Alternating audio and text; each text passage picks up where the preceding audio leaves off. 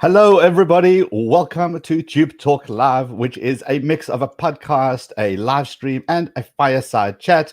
Always awesome to do this with you guys, where every time we pick a specific topic that's hot, that's trending, something that we've been asked a lot of questions about, and we like to get together with the vidIQ crew and have a discussion and tell you what we think, what we've seen, what's been going on in the world as we know it. So today, I am joined by the vidIQ crew. As I said, I have got YouTube resident creator Rob Wilson. Hello, Mr. Wilson. Hello, everybody. Welcome, audience, whether you are watching or listening. Good to talk to you as always. And what a hot topic we have today. Will it be a hot topic in 12 months? I just don't know. And that's part of our discussion today. So we've also got Gaming Master. I've coined that title for Mr. Dan Carlson. That is what it is. Gaming Master Extraordinaire. Dan, say hello to the people. I've been called worse things. So hello, everybody. Welcome. A whole bunch of you were sitting here waiting already. We greatly appreciate it. Okay, so people, today's topic is about shorts. We know this is everything people want to know about shorts, everything that we know about shorts, a lot of testing that we've done to do with YouTube shorts, and that is going to be our entire discussion today. So for those of you who've joined us on the live stream, hang on. There'll be live Q&A as soon as we're done having our initial discussion. We're going to answer pretty much most of your questions, but then we'll take your questions thereafter. For those of you listening on the podcast, well, you don't get that luxury of asking questions, but you'll join us next time, and maybe you can do that at that stage. So I think we got to start somewhere, and I think the good place to start is right at the beginning. What are YouTube Shorts? Mr. Wilson, you have picked up this trend way before it became a trend. You were wearing a face mask before it became cool. So tell us about YouTube Shorts and how you detected it. What happened? What did you discover? And what are YouTube Shorts? Okay, so the way I discovered YouTube Shorts was probably like many people in the YouTube app, probably in the last 3 to 6 months. And I think that this was different for all users. They saw a new shelf appearing when they were watching content, which was called stories and short videos. And we've been familiar with YouTube stories for a while. And these are the 15-second clips that people can sometimes make on their channel if they have a certain number of subscribers. But these short videos appeared to be just regular YouTube videos in a certain format, and they were appearing on that shelf as well. And I was looking at these thinking, wow, this is an amazing new landscape of discovery on YouTube. Imagine if your video started to appear there.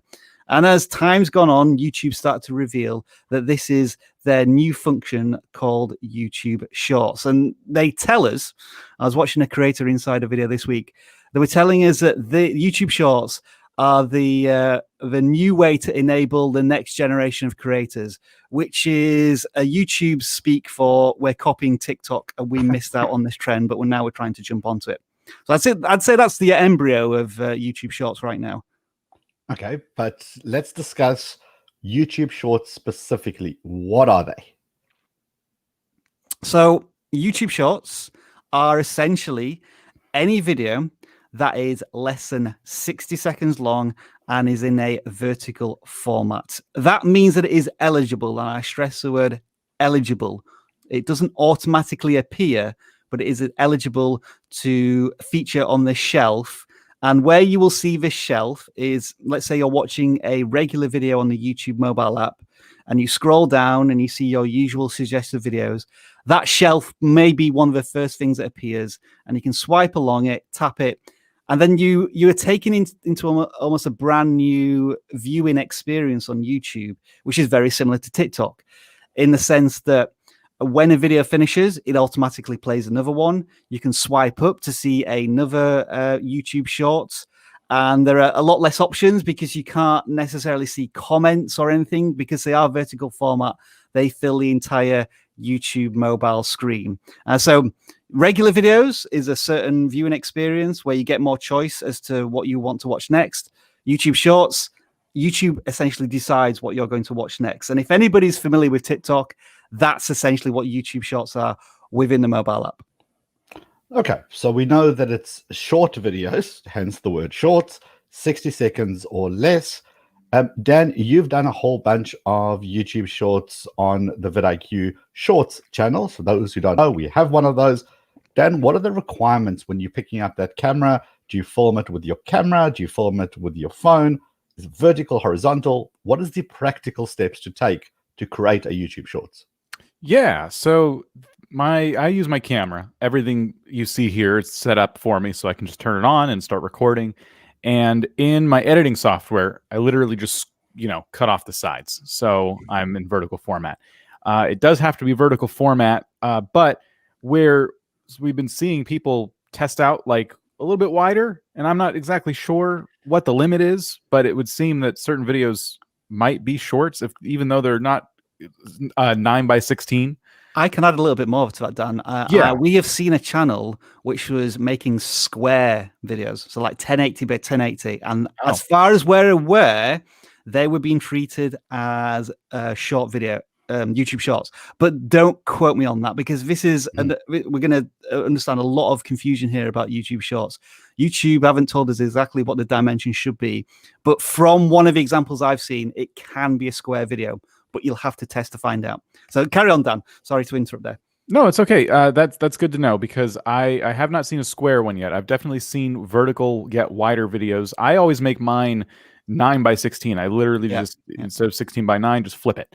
So I've also tried this with a gaming video or two, where I took Minecraft and I literally just cropped off the sides. And as long as I made sure when I was filming it, the camera was centered on whatever I was trying to show, it wasn't a big deal. And I even got comments like, how did you do that? And it was literally just in the editing software. But as for the vidIQ Shorts channel, yeah, like I said, I record this way. And as for requirements, what I try and do is I've just tried a couple things. In one of them, I got my cat and bothered her for a minute.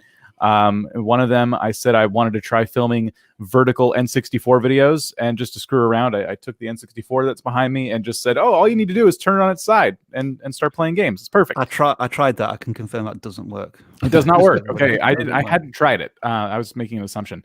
So yeah, we're kind of just messing around over there and trying different things, because honestly, we don't exactly know what is going to get us on this shelf, this magical short shelf. Yeah, a couple more things to add again here, just from what I've learned, is that it doesn't matter whether you make the video through a mobile phone or you make it on a desktop computer, and it doesn't matter where you upload the content, whether it be through a mobile phone or through the YouTube desktop.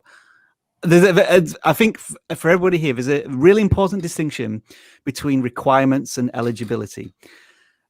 I think, as far as I'm aware, any video you make that is in a vertical-ish format and is less than 60 seconds long is eligible.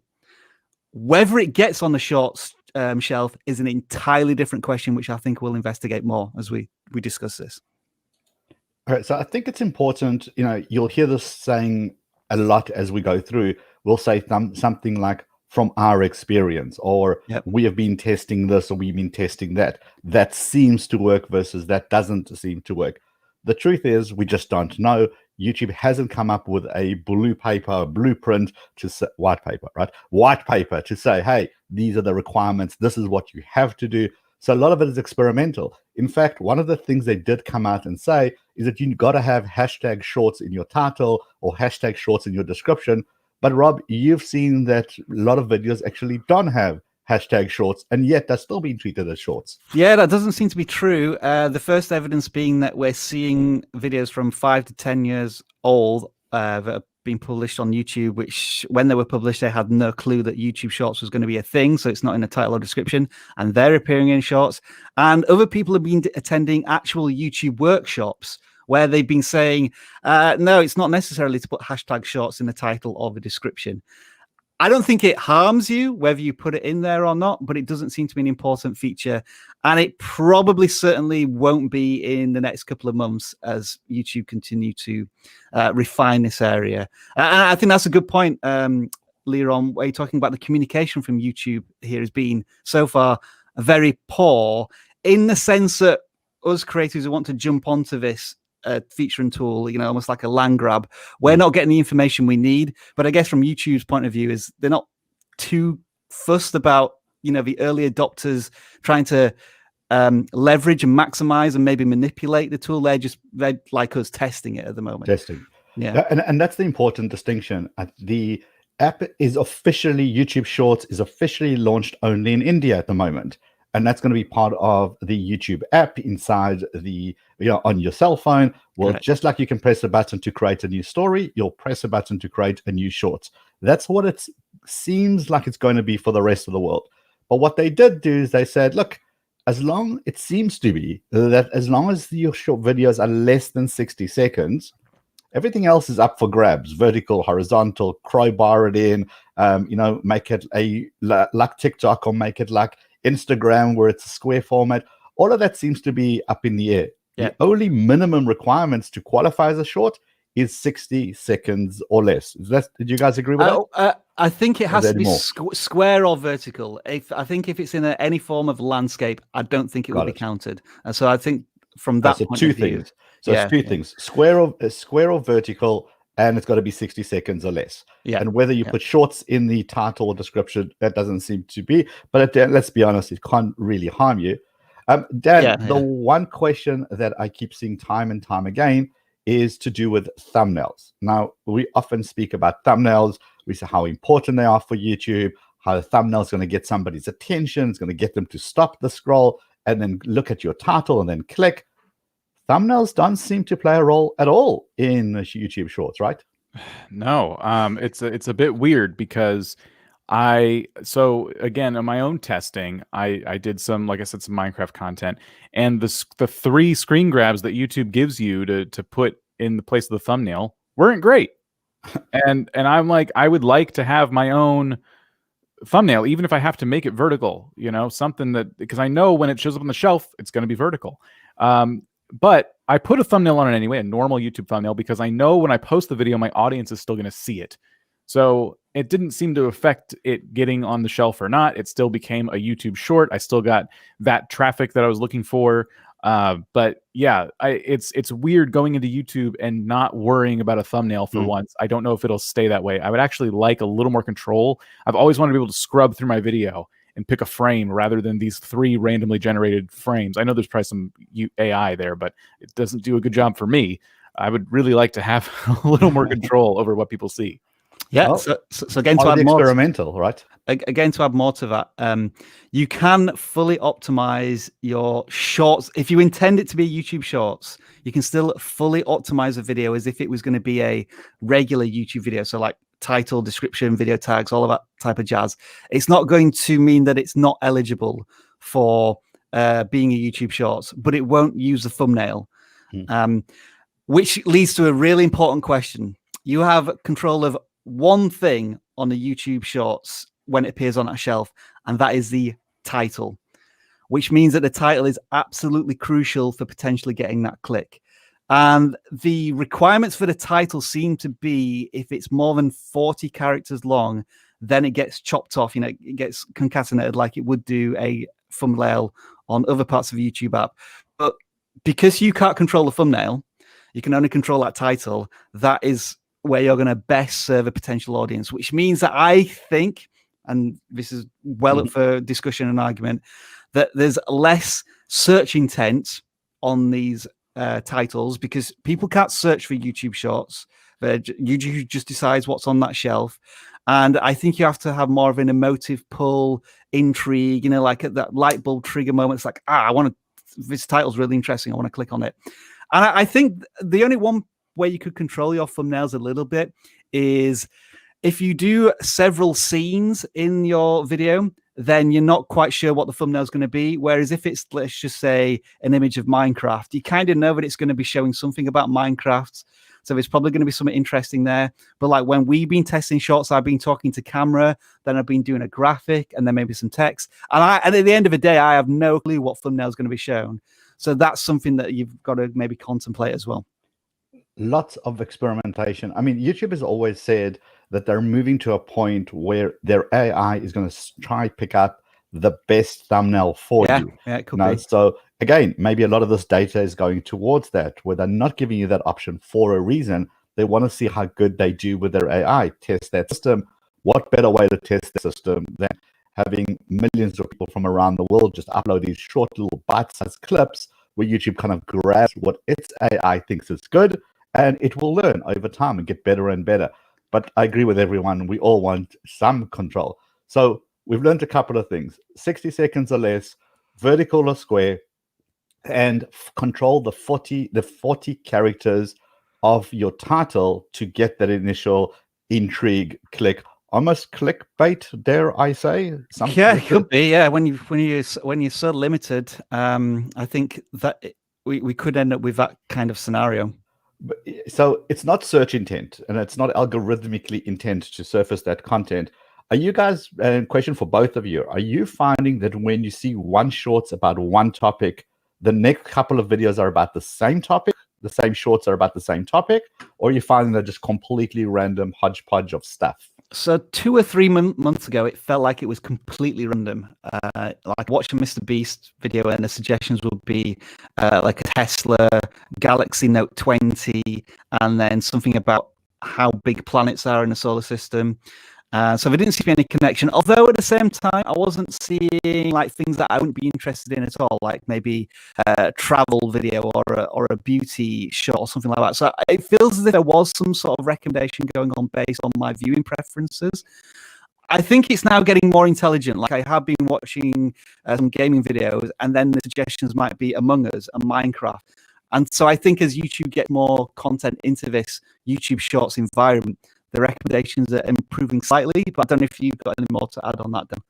I was going to basically say the same thing at first. Right. Yeah, totally random. And then, it did start to get a little smarter as days and weeks have gone on. I think I would say, and this is a guess on my part, but I would say that whatever YouTube wants to have shorts end up being, they're probably just trying to collect data. They're probably just trying to train their robots right now. And we're just going to have to keep testing things. And it's not that YouTube is necessarily hiding a lot of stuff from us. It's that there's nothing to share yet because they haven't collected the data on it.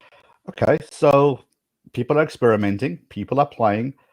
A big question we get all the time is, where should I upload shorts? I really want to experiment with this new format. Do I upload it on my main channel? Do I create a new channel? What do you guys think? Okay, so I'll talk about vidIQ's experiences first. We experimented with some shorts on our main channel. I guess I was kind of picking the top quality ones of all of the stuff that we've been testing. And maybe we've done 1 or 2 a week. And so far, the results from an audience perspective have been encouraging in the sense that we're not getting far less views on those videos, and in some of them actually they're performing quite well. I guess is it now a time to maybe talk about when do you realize a video turns into a shorts? Do you think we should go down that rabbit hole now? Yep. All right. So how you understand whether or not a video that you upload to YouTube actually turns into a short is through traffic sources. If you look at your traffic source and you see that you're getting an unusual amount of direct and unknown views as a traffic source, that is an indicator that that video is now appearing on shorts. And I think Dan can attest to this most, whereby a lot of people are experiencing that when you upload a video onto YouTube with the intention of it being a short, it might do absolutely nothing for the first 2 or 3 days. And then all of a sudden, within a space of a couple of hours, you get like a huge spike in views randomly. And then you might get another spike. And so you'll suddenly find that the video's got maybe 10 views and then it's got 1,500 views or something. I mean, Dan, if you just want to quickly explain your experiences, because I know that's happened on your channel maybe once or twice with these videos. Yeah, I've had a weird thing. And sorry if you can hear anything in my background, by the way. I don't think I can do anything about it.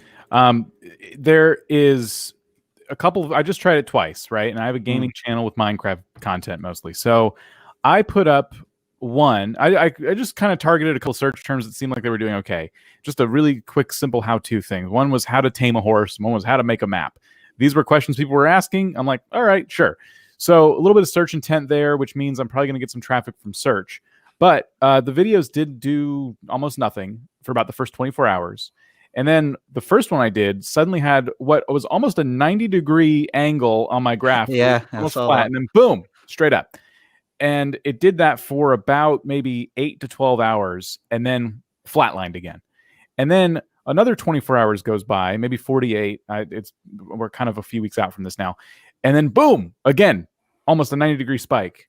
And then flat again. And just like you said, it was that direct or unknown traffic source, which was a little bit confusing. The second one I did has been mostly flat for over a week now. It's just kind of sat and done nothing. And I've gotten a tweet from somebody that said, hey, look, and they showed me a picture of my video in the short shelf, but it has not done that 90-degree spike that my other one did. And I wonder if that, again, is the YouTube algorithm kind of learning and putting this video out in a different way rather than all at once. It's been kind of testing it little by little around the app. I can only guess right now, but yes, a very totally two different, ways that my videos have been getting views from direct or unknown sources. Yeah, so to compare it back to the traditional way a YouTube video might be launched is that YouTube tests it out very early, very quickly. First of all, with your subscribers, and then on browse features, and then so your graph will sort of have that upward trajectory and then start to flatline. But as Dan says, with a shorts, it might be flatlining at first, and then suddenly it does that, and then does that. As we feel YouTube is just randomly testing it in this shorts shelf. So it's a completely different mindset that you have to have when you're testing these shorts. So anyway, back to vidIQ. We've had relative, I'd say, minor success with the shorts videos on our main channel. But what we wanted to do was test this on a brand new dedicated channel called vidIQ Shorts, because the worry is for us, as with many other creators, is how do these short videos impact your existing audience in terms of, do they all of a sudden want to start watching 15 to 60-second videos on your channel where you were previously going into lots of detail, like 2, 5, 20-minute videos? You're kind of fracturing your audience. So we've started this new shorts channel where it is exclusively short videos, and we've had no success whatsoever. I don't think a single one of those videos has been considered a YouTube short. We're still getting views because, remember, these videos that you upload to YouTube, whether you intend them to be shorts or not, are videos on YouTube, so they can be viewed as normal videos. I know this sounds really confusing, and I think I want to talk a little bit more about that later on. But yeah, my experience is that I've learned a lot about YouTube Shorts and how they technically operate. But in terms of me actually having success and having videos go viral, not happened for me at all yet. But we have seen them happen for lots of people as well, though. Absolutely, yeah. So, I mean, if you want me to continue, this is where I think there is a huge potential land grab right now. People aren't sure what's going to happen with YouTube Shorts in the future, but this is why I was telling people to test it right now, because if it turns into the next big thing, like a proper rival to TikTok, wouldn't it be amazing if you were one of the authorities, the leaders in the YouTube short space when it first started? So I was recommending that people test this, and I've gotten so many comments and tweets back, and probably people in the chat now saying, I tested this, and yeah, this video got like 300 views, and I usually get 10 views per video. And so because there's less competition right now, I think there's a huge opportunity for people to get a lot more views. Yes, get a lot more views. But of course, the title of this whole podcast / live stream is, are these views worth it? And I think we'll talk a little bit about that later on. I'll just give you a couple of examples. I think there was one Minecraft channel that I looked at, which I think was getting a couple of hundred views. They started doing these shorter videos 2 or 3 months ago when it was very new, and they've had a couple of shorts videos that have got millions of views, and the channel's got tens of millions of views. But the channel itself only has 45,000, what was it? I think 40,000 subscribers.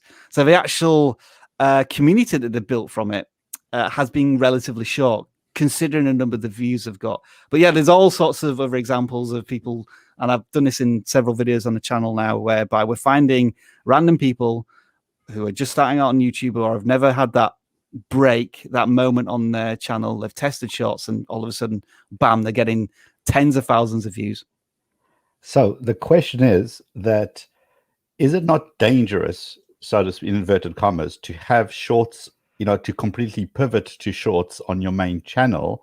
Because now you're finding that you've already built up a community, you've built up an audience, whether it be at 100 subscribers, 5,000 subscribers, 100,000 subscribers, whatever that number is.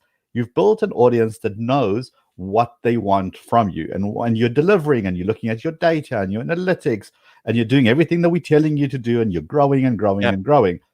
Now you're going to start hitting up those 60 seconds little snippets of video, of content. Yes, you're going to get those initial impressions, initial views. Are they going to turn into subscribers is the first question. The second question is, well, what happens to your hardcore community that you've spent years building and cultivating? Are they not going to get a little bit upset by you doing a Minecraft, a makeup tutorial, a politics tutorial, and then just not your usual content? Go on, Dan. I'll let you field that one first. Yeah, so I'm kind of itchy here because there's a few things I want to say. I would say that first,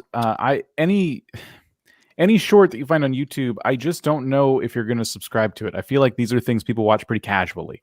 Yep. And they're kind of one after another, and unless maybe you have a big library of shorts built up, I don't know if your videos are going to get recommended alongside each other. So it's hard for you to get in front of people and say, hey, subscribe to me, when there's somebody else on the next frame ready to say the same thing. So if you can somehow start getting recommended maybe alongside your own shorts, so like a little playlist kind of shows up and interrupts people's flow for a minute. Now it's like 1, 2, 3, 4 videos from you. Maybe then you get them to subscribe. I think right now it's going to be difficult to get people to subscribe to these.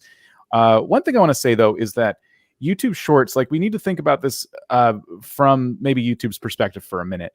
YouTube Shorts is a response to the potential disappearance of TikTok, right? And TikTok caters to a very different person. This is someone who wants to pull out their phone and do something funny real quick. Maybe they have a funny idea for a dance or something, or their cat is doing something funny. They just want to get it on camera. They don't want to worry about titles, tags, descriptions, thumbnails, all this very technical stuff that, you know, it takes to get your YouTube video seen.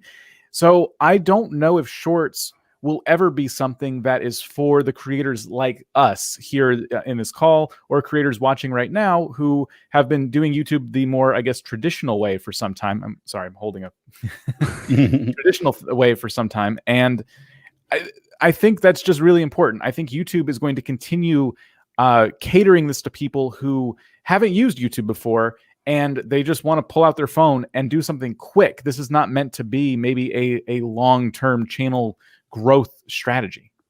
Okay. Before you counter, because I know Rob's about to go left jab and then a right jab. Please do. Here's my question. If anybody can quickly create without technical skills and really film something on your phone and simply hit the upload button, are we not worried about the pollution of content that we're going to maybe start seeing on YouTube, which is something that YouTube has been really good at, because the barrier to entry is so hard, because it's so difficult to create content, because you need to invest some time and money and effort into creating a really big channel and growing your channel. Now, all of a sudden, we have this tool that anybody can do in seconds and really literally upload and get thousands of views. Are you not worried about the type of content we're going to see?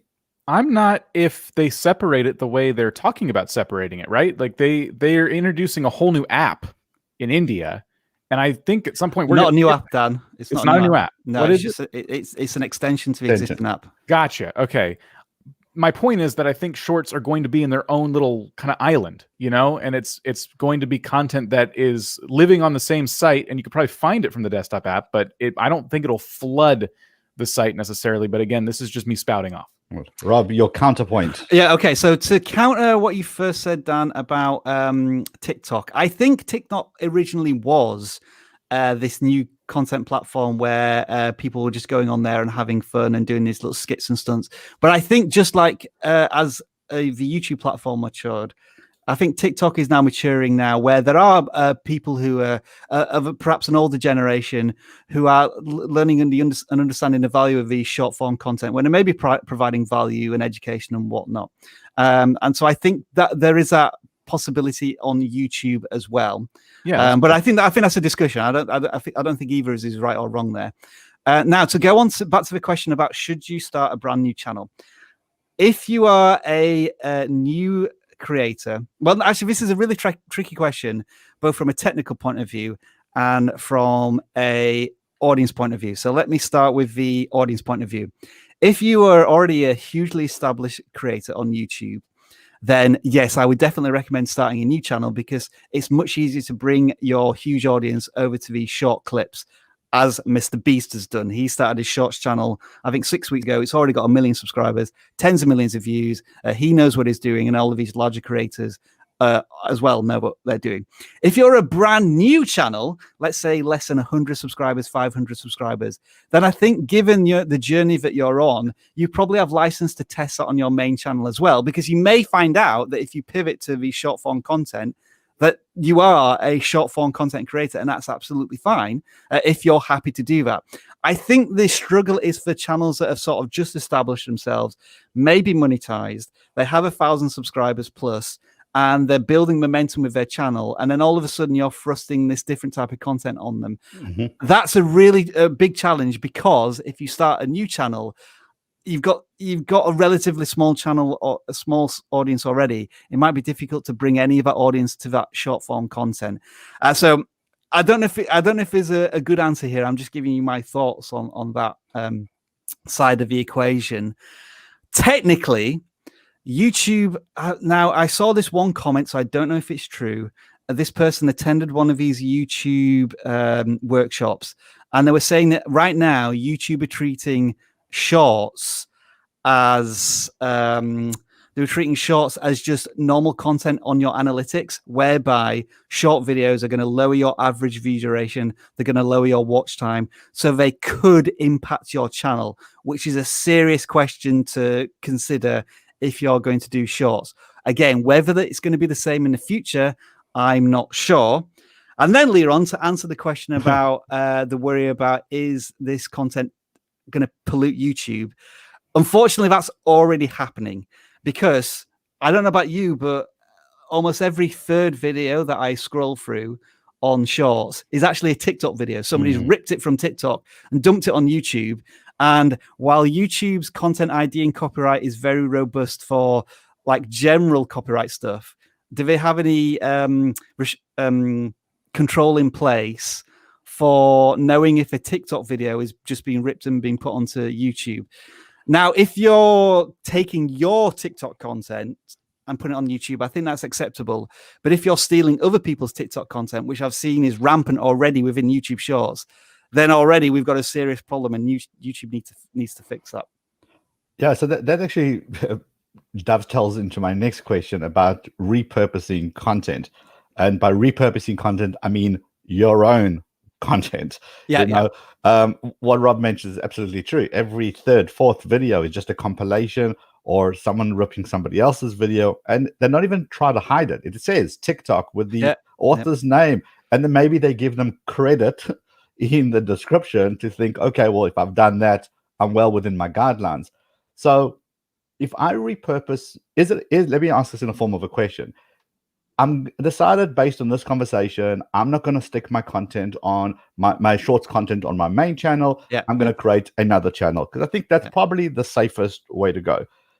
Do you guys think it's a good idea to take some of my old content or somebody's old content on their own channel and maybe cut it up into a compilation of some type and try that as a shorts? I have no problem with that. I think we would encourage that with live streams. So the only difference is that you turn in something probably from a landscape into a vertical format. If you do that through editing, and you make it consumable in a vertical format, I think that's a good idea. And as we keep going back to that word, test it. Yes, you're only going to find out the answer if you test it. All right. So now the big question: monetization. Yep.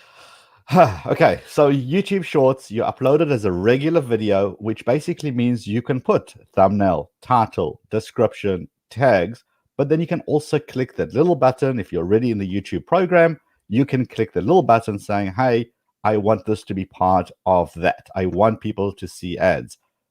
Anybody, before we get in deep into this, just a quick, Dan, yes or no, have you seen any ads on a YouTube Shorts yet? No, I don't think I have. Rob? No. At all, right? Okay, so we're still ticking that box, but so far it seems to have no impact. Yeah. But now the question is, let's just say you are because we're starting this new channel, can I make lots of shorts to try get 1,000 subscribers and 4,000 of hours so I can get into YouTube monetization? No. Yes. I mean, no. Yes. No. Okay. Okay, good. Well, I'm that going to was try and clear. answer this. All right. So follow it. I'm going to try and say this slowly so you can follow me. Right. You want to make a YouTube Shorts video, right? So you upload it to YouTube as you would any video. And yes, it's 60 seconds long. It's vertical video format. The bottom line is you're uploading a video to YouTube. Now then, if that video is watched in the normal way you watch a YouTube video on the YouTube app, like you search for something and you find that it's 60 seconds long in vertical format, you tap on it and you watch it, that would count towards watch time for monetization because you're watching as a regular YouTube video. However, if you watch exactly the same video in the YouTube Shorts environment of the YouTube app, it doesn't count towards monetization. And this is now where I look at YouTube directly and say, that is insane. It's utterly confusing for creators. YouTube needs to sort this out very, very soon. As an example, our YouTube Shorts channel, which isn't getting any views as Shorts right now, but are still 60 seconds long, we are getting watch time towards 4,000 hours. I think we got like 18 hours now, because obviously when you upload a short video, you don't get much watch time. But if any of those videos do actually turn into Shorts, then that watch time will no longer count towards watch time. I hope that makes sense in that it doesn't make sense right now. To quote Rob, yes, no, yes, no, yes, no, no, yes. Okay, so that was crystal clear. Dan, anything to add to this confusion, or Dan is talking about? I'm not even trying. To try and give you some like background and context. When there were just YouTube stories, you remember the stories where people could do these 15-second videos? They were like completely separate from uploading a regular YouTube video because you had to use a stories function within a mobile app.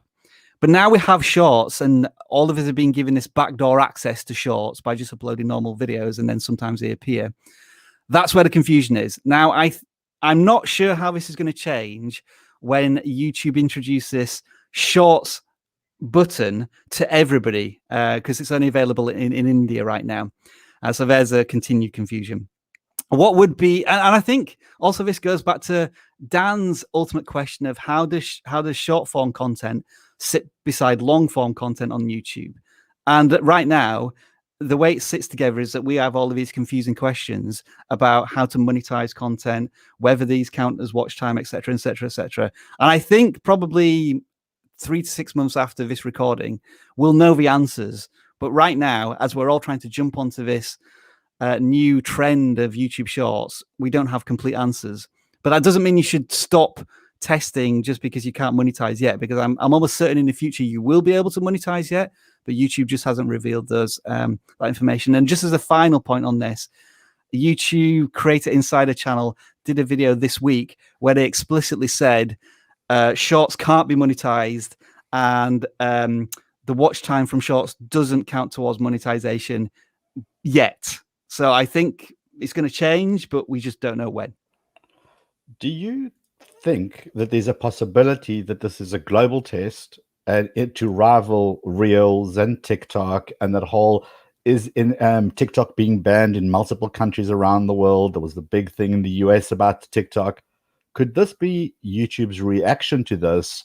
And when kind of the dust all settles down, maybe it just gets relegated to being YouTube stories, and very much that's just what it is?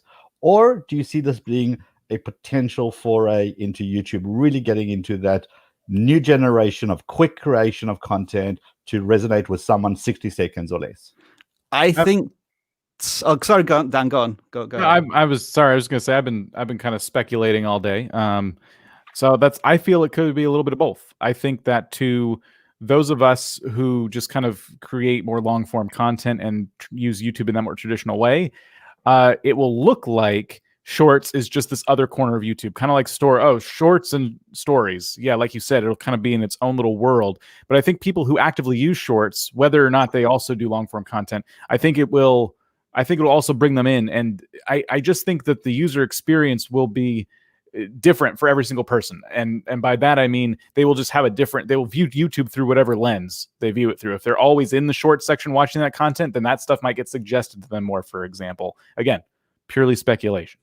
I think to stay relevant, YouTube has to take short form content seriously, as TikTok or Instagram Reels or whatever is a huge threat to YouTube's long-term position as, I think we'll all agree, that the leading video platform right now.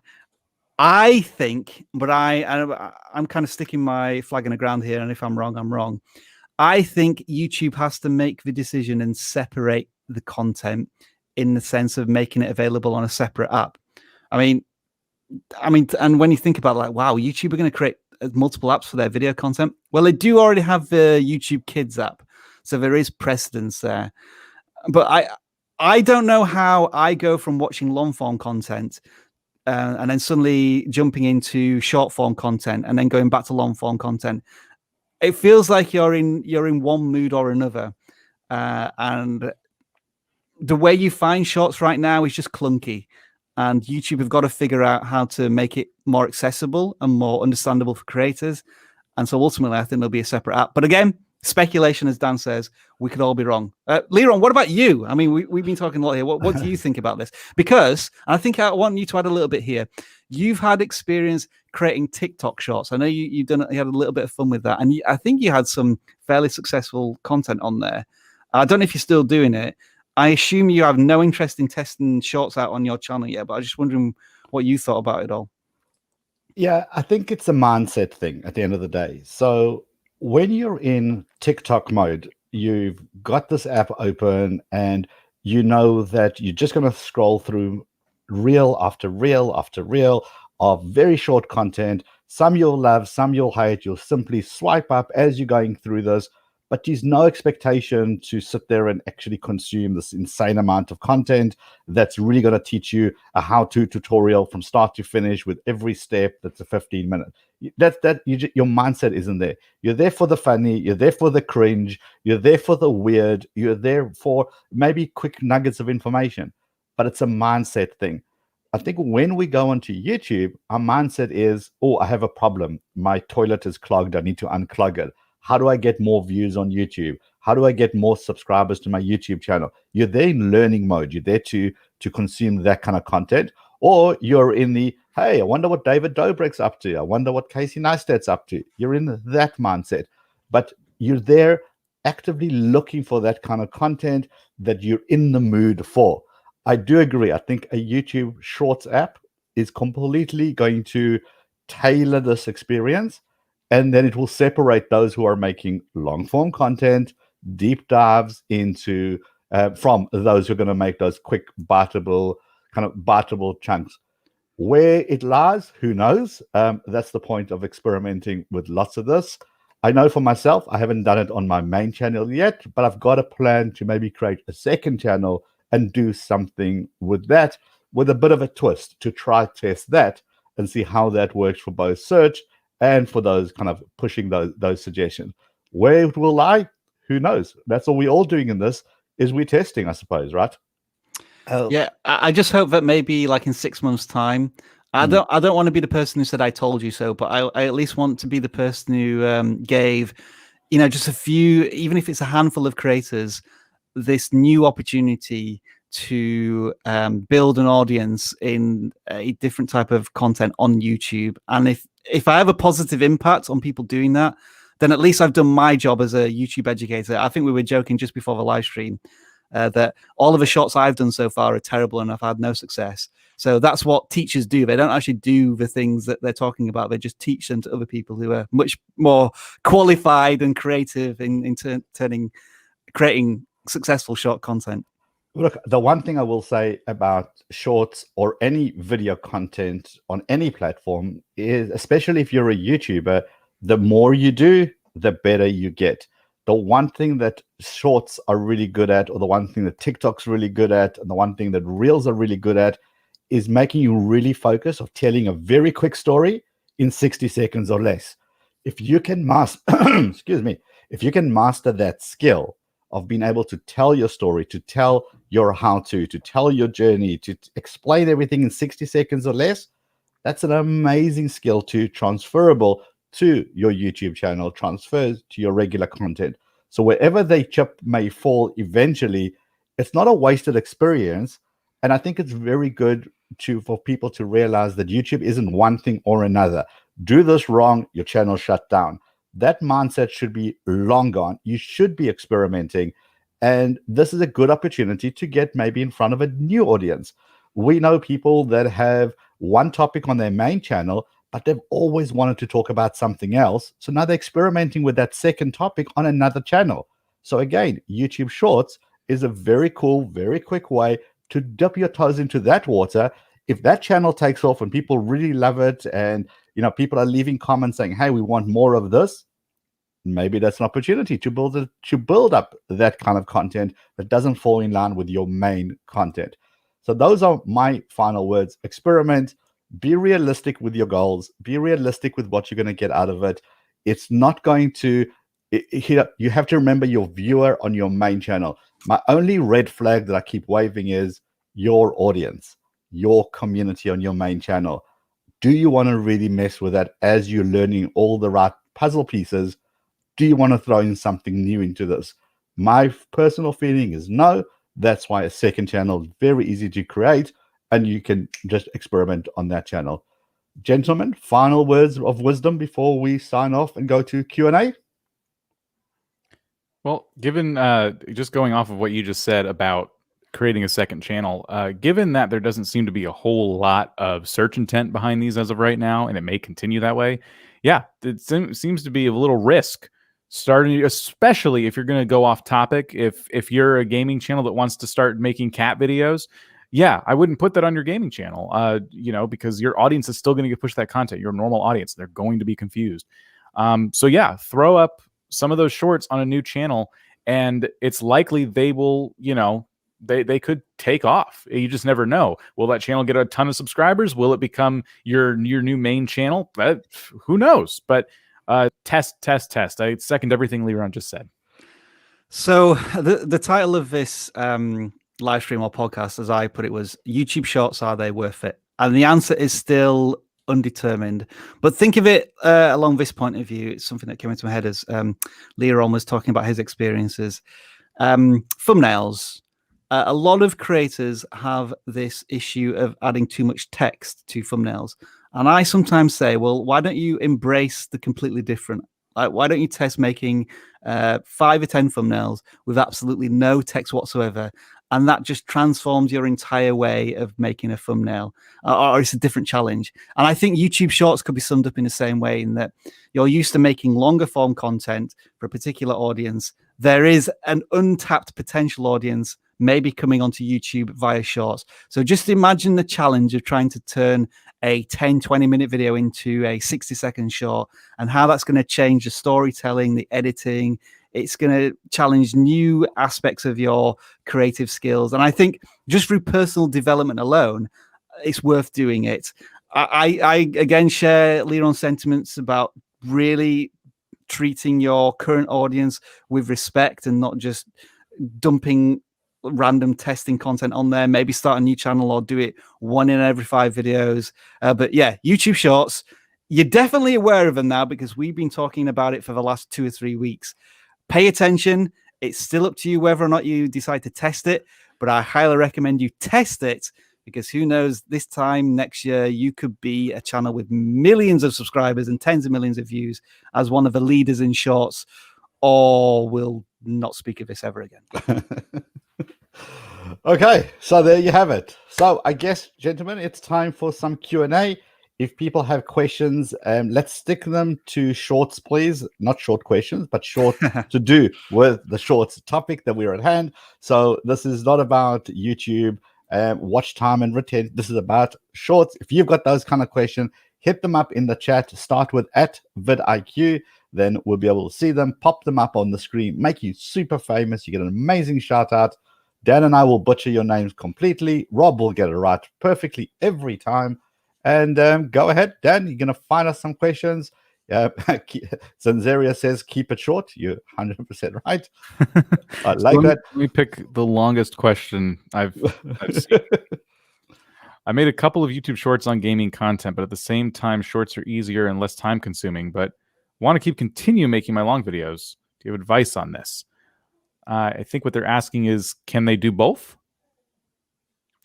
So I think what we've all just been saying, start a new channel of shorts. I think that's the best way to test this. Not sure on the channel size. So that's maybe something to consider. But yeah, I would just start a new channel and test as much as you want.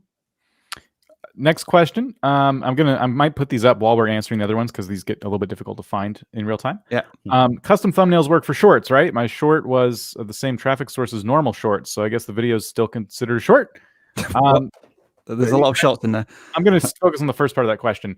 If you put a custom thumbnail on a short, you're mainly doing that because it's still getting pushed out on regular old YouTube. So your audience may see that thumbnail, and when they click on the video, they'll be a little bit confused.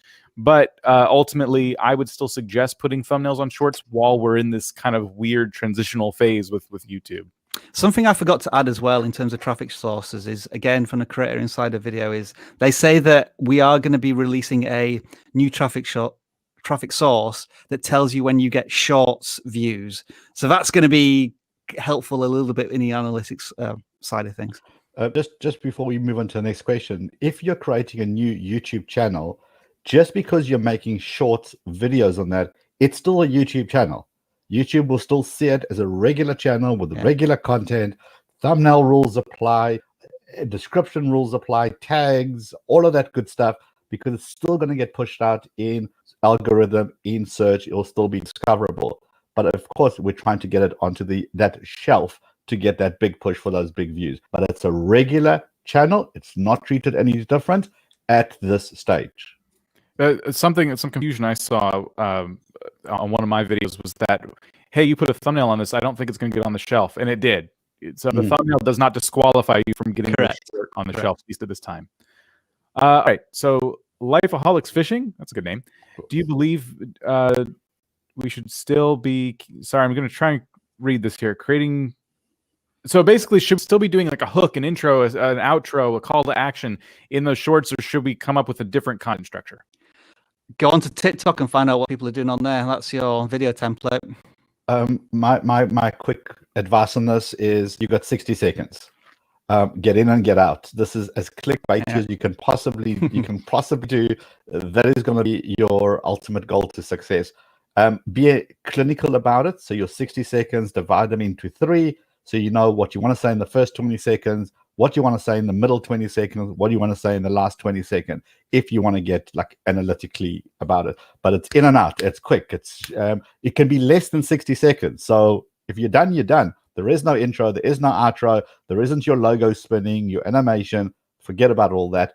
Your mindset is completely different when you're hitting that shorts traffic. I've actually been trying to keep that format a little bit in some of the shorts I've been doing. And I'm thinking it's not working, but I don't know right now because I'm not sure what, I haven't got that enough data. I mean, the average view duration of these shorts is 60 to 70%, I think, which, you know, on the face of it, compared to normal videos, is fantastic. But what do you need it for a short? Does it need to be 90%, 100%? Experiment, right? Before we move on to the next question, I want to say, like, if on a regular YouTube video, you know how you get your retention graph and it looks like a hockey stick? It's just the top of it just falls the second people get into it. And a lot of times that's because of like a slow intro or something like that. Well, it's even easier to click off of a short than it is a regular video, especially if you're watching in like that mobile shorts format, because you just swipe away. So if somebody's taking too long to get to that point, that juicy meat of the video, swipe, gone. So definitely don't worry about your branding as much on these shorts. While you're thinking about where these are going to show up, you want them to show up on the short shelf, and you want people to watch the whole thing through, so they might consider subscribing. And then at the end, just quickly, hey, by the way, subscribe. Boom, done. Think of it this way: if you were going to send a video message to a friend, that is shorts, right? It's going to be, hey, look what I just did. I just made this grilled cheese sandwich. Blah, blah, blah. Send. There isn't going to be, and today we're going to be talking about the 5 steps to. You don't have any of that. Hey, mate, here's what I just did. Boom. That's how you would send it. That's the mindset you need to do for those quick, short stuff, and especially things that can be watched on a loop. Those are always magical. I do want to show you something if I can. All right. So I do want to submit a video to the Guinness Book of World Records for the highest audience retention here. Can I share my screen? Let's see if it's going to work. All right. Live experimenting on a live Okay, here we go, folks. Sorry if something technically goes wrong here. By the way, to answer the question on screen, DZ Studios, yes, old videos less than 60 seconds can become shorts if they are vertical or close to vertical. We've seen that happen. All right. So can you see this video? Yep. 400% audience retention. I don't think anybody has got a higher non-hacked audience retention than that. The video is literally a second long, and it looks as if people are just rewatching the video for some reason, and that's how you get 400% audience retention. And look at the watch time there. I've got 0.7 hours from it, from 500 views. Win. See, I'll tell you what, if it's 1 second video, you think, hold on, maybe something's wrong. I've got to refresh. And you've got to watch it again. Yeah. No, watch it again. Oh, hold on, something's wrong. What's going on here? Watch it again. Probably good experiment, though. I'm gonna try and play it here. So here we go. That's it. that is the video. I don't know if we have that much time on this. All right. I'm going to stop sharing. How do I stop sharing? Dan, I think you're in control of it, aren't you? Oh, yeah, here. There we go. There we go. Right. Oh my gosh, it's getting worse. We've lost Rob. We have his analytics. Come back. I'm trying to hold on. I got to remove your. There we go. There we go. What could go wrong? You had us live test things. We've got a couple of minutes left. Should we take one more question? Yeah. Do you think YouTube Short app would take away viewers from regular YouTube, and people blame YouTube for creating TikTok 2.0? Oh, love that. I think it's a different audience. I think the audience that watches YouTube is an audience that wants certain type of information in a certain style and a certain length. They're happy to invest their time. Just like I think a podcast should not be on YouTube, my personal pet peeve.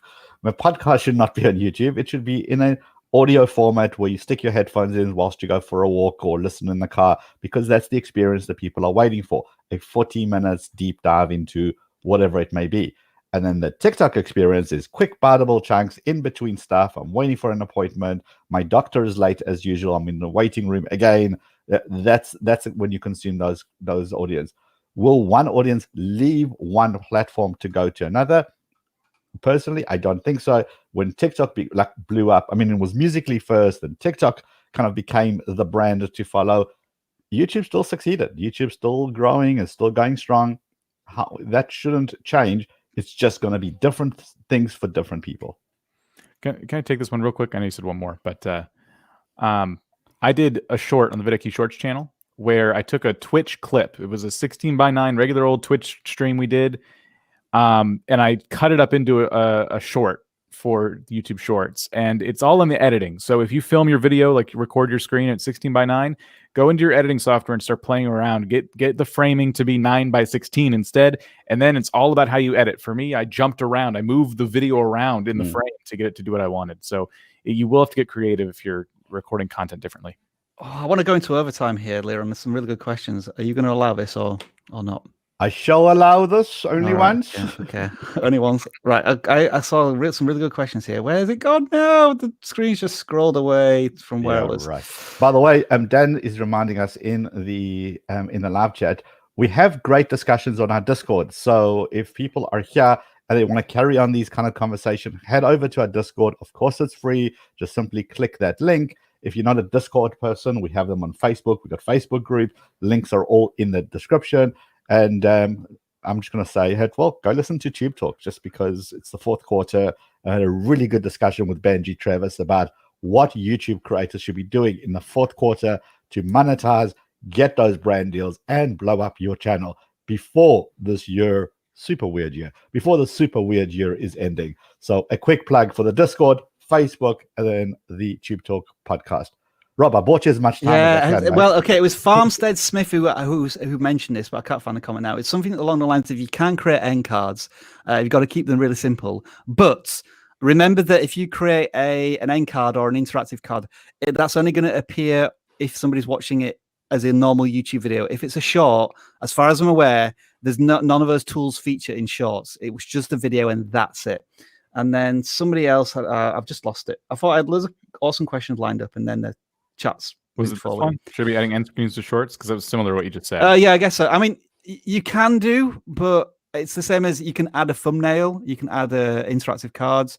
It depends where it's going to appear on YouTube. But Rob, remember, it's still a regular YouTube video. Yeah. So there's no harm in adding a card. If it gets stripped out for shorts, correct. Why not have a part 1, part 2, part 3 kind of situation on your regular shorts channel? Yeah, I mean, it just takes more time and energy if you want to do that. Everything takes time and energy. Well, it's like I guess like if you're intending for a video to appear on shorts and that's all you care about, then maybe it's not worth doing a thumbnail, because thumbnails can take a really long time, as you know, because it's super important on normal YouTube videos. However, with cards and end screens, they only take like a minute to do. So you've got to weigh up the pluses and the benefits there. Absolutely. All right. More? Let's do a couple of more, since Rob has allowed us graciously to continue. I'm going to pick some now, Dan. Another question: if people don't watch all of the long videos, could I do a YouTube short of a video highlights? I mean, you could do. I mean, if you think repurposing content into small clips is where you think your audience is going to enjoy your content, then try it, test it.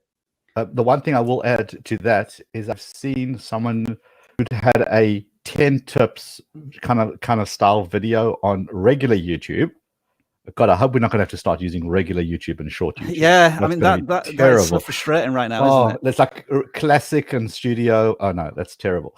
All right, so what they did a 10 tips on a certain tech product, and then in the analytics they saw that in certain of those tips they had a spike. So they took just those 2 or 3 tips and then combined it into a shorts video, and that video did really well. So there's an idea. Now, here's a really interesting question from Pinky Tech. Do you think you could use shorts with a description in the video to drive to a longer video? So, no, because if somebody's watching a shorts video, they're not going to be able to see the description. Yeah. You can't direct anybody within a shorts to go anywhere. So that's another thing to consider. It just moves on to the next video.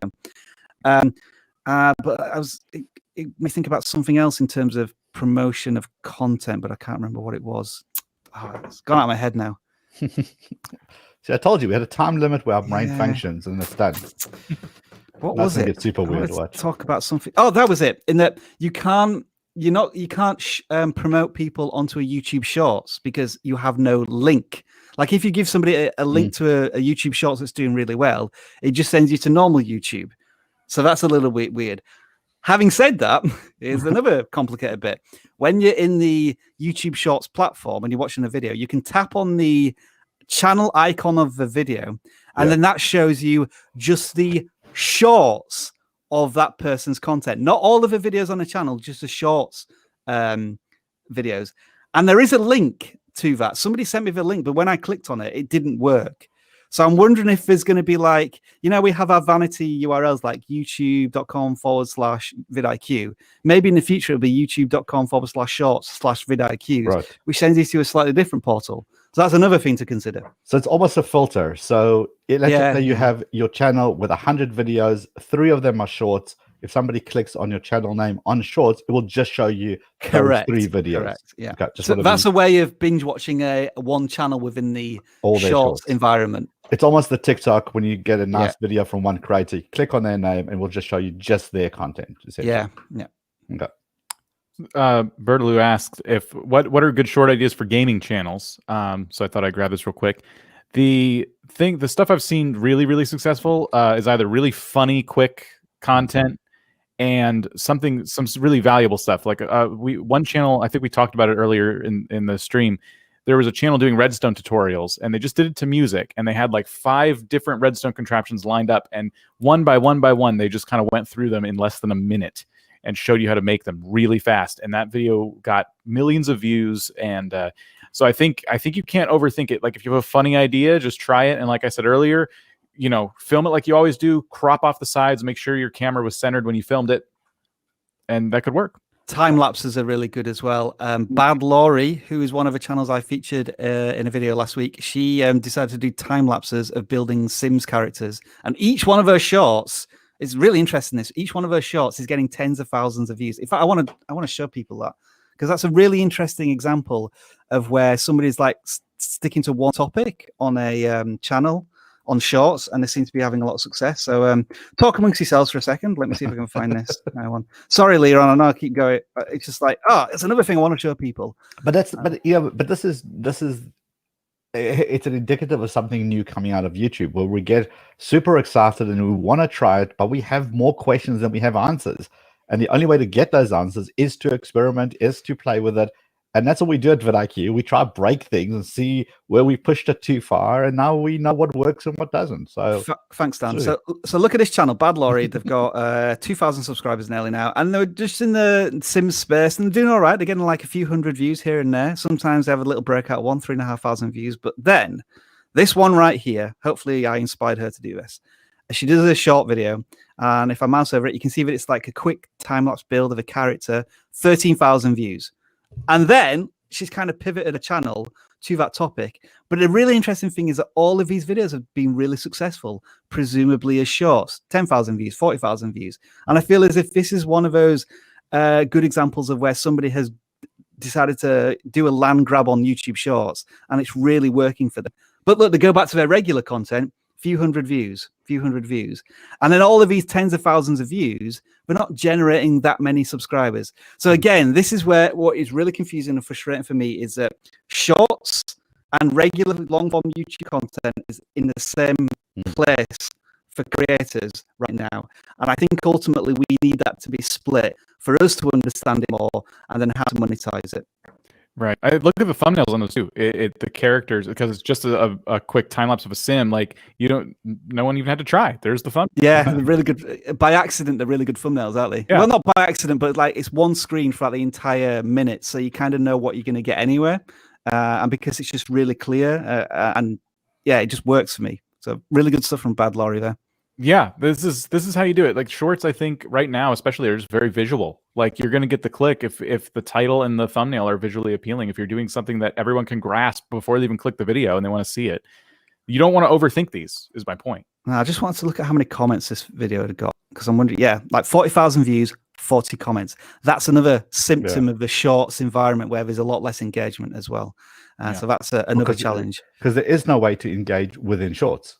You can comment on a shorts video, but it's more. Is it as easy as like liking something and moving on to the next thing? I can't remember, but I think just naturally with, as you say, consumable content, you tend to comment less on it. You're already on to the next thing. There it is, next one. Do shorts have the subscribe button like stories? I can't remember.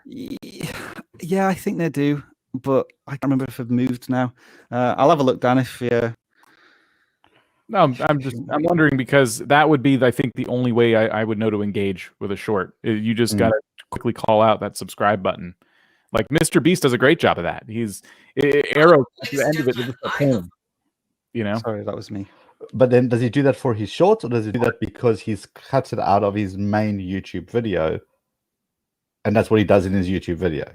Potentially. But it works, for his stories. Like, subscribe, it just pops up. Well, Mr. Beast can pretty much do what he wants. I'm going to try and do this. So this is a short. Can you see that there is a subscribe button? Well, let's get rid of Rob's second screen there. Sorry. Yeah. Let me. Rob, you just hold your hand up. I know. Okay, we just get rid of Rob altogether. There we go. There's Rob. So you can subscribe and look. Now, comments are disabled on this one, so that may be, is that made for kids, or they've just disabled the comments? But you can comment there as well. Travis, just as an example. Travis. Okay, that's cool. Leon, sorry. All right, we seem to have lost Rob again. Oh dear. You didn't record that in the audio podcast, so we're fine. All right, people, I think it's time to wrap it up. I think you have everything you need to know. The message from us is pretty much, I think we're in agreement that it's basically yes, no, possibly yes, actually no, but you should just try it anyway. That's what I would end it off with. All right, everybody. Thank you for hanging out with us on another episode. And we'll catch you when we do this again and talk about the next burning question. So let's awkwardly wave at the camera. Are we doing this again? Are we doing this again? Okay, let's see how long we can keep Rob on. Okay, folks, you've got, undefined time here where I just wave at the camera and maybe I start doing a stupid voice because everybody abandons me. Look, everybody's gone. And now it's just me talking to a camera. And you can press the like button. I mean, I really appreciate it. I know there's 142 people watching right now. We've got 300 likes, so that sounds impossible. So maybe don't press on the like button because that means you would unlike it. But what you can do is you can press the subscribe button, and that will mean that you get more notifications when we create more content on vidIQ. And of course, we have awesome stuff. You can check out the vidIQ Shorts channel as well to watch me shout at the camera for a second and get amazing audience retention, as I already have done. And now I'm running out of things to say. So what I will address you all with now is happy Thanksgiving if you are in Canada this weekend. Dan, please stop this live stream now. Everybody, thank you all. I love you. I love you all. You know how to end the stream, Dan. Don't do this. Not that button, the other one. Bye, everybody.